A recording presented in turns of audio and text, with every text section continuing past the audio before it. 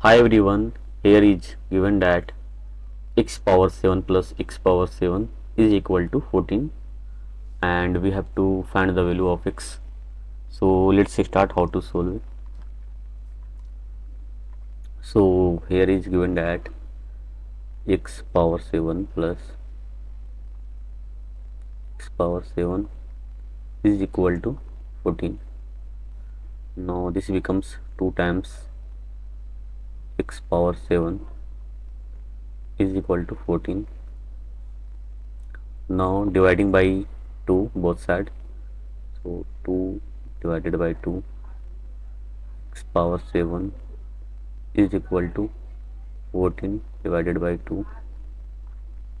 So here is x power 7 is equal to 7. Now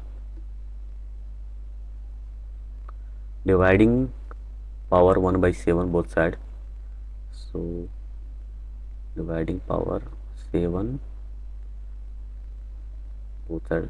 So here is 1 by 7, 7 power 1 by 7. So here is cancel out.